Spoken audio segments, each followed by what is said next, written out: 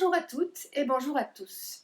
Dimanche, c'est la fête des mères, le jour où l'on honore celle qui nous a donné la vie. C'est une fête merveilleuse et je voudrais vraiment honorer toutes les mamans et plus encore toutes les femmes, à toutes celles qui ont porté un bébé dans leur ventre ou dans leurs bras, mère biologique ou adoptive, maman de cœur ou maman de sang, à toutes celles qui ont connu cet événement le plus bouleversant de l'histoire d'une femme, qui consiste à accueillir un enfant.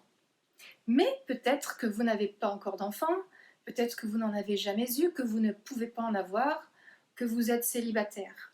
Peut-être même que cette fête est pour vous terrible parce qu'elle vous rappelle que vous avez perdu un enfant ou que vous avez un enfant malade, un enfant qui pose problème, un enfant qui est parti loin de la maison.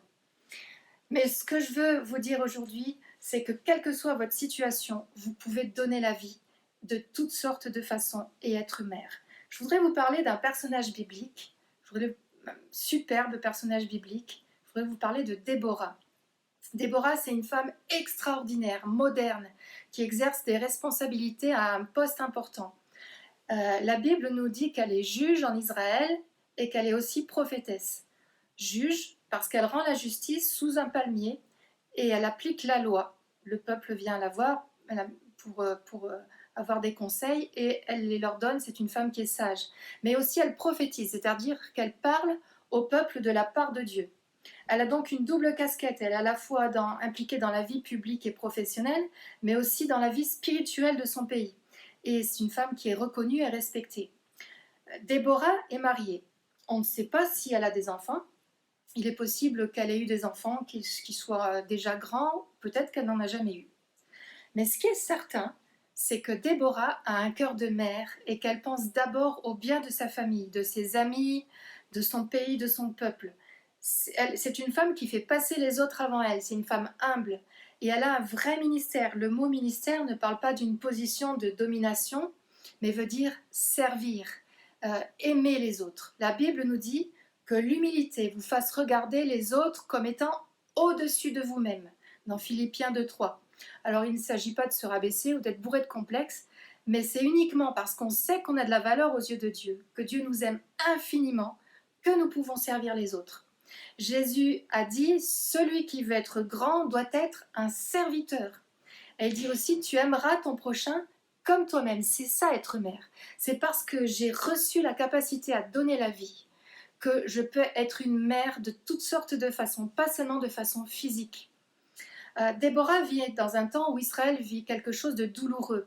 La Bible nous dit que des ennemis entrent dans le pays, pillent, violent, tuent, enlèvent, torturent. Les Israélites sont violemment opprimés.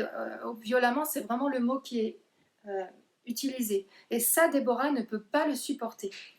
Voilà ce qu'elle dit dans le livre des Juges, au chapitre 5, verset 7. Les chefs étaient sans force en Israël. Sans force. Elle répète 2 fois le mot sans force. C'est le mot shadal en hébreu qui veut dire arrêter, cesser, se désister, s'abstenir, cesser d'être, manquer, négliger, laisser, ne pas faire. Les hommes, les chefs de l'époque de Déborah, avaient démissionné. Mais Déborah rajoute « Quand je me suis levée, moi Déborah, quand je me suis levée, comme une mère en Israël, 2 fois sans force, les hommes étaient 2 fois sans force, mais moi je me suis levée 2 fois. Déborah, elle pleure avec ceux qu'elle aime. Elle n'accepte pas la justice, le malheur ou la cruauté. Alors elle se lève et elle va chercher Barak. Elle le réveille.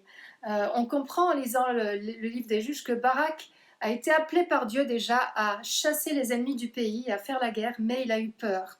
Et Déborah va l'encourager, elle va lui communiquer la foi. C'est une femme d'influence, une femme intelligente, une femme sensible à la voix de l'esprit. Elle ne cherche pas son intérêt ou sa gloire, mais elle va juste encourager Barak à aller de l'avant et il va remporter la victoire. Il va chasser les ennemis du pays.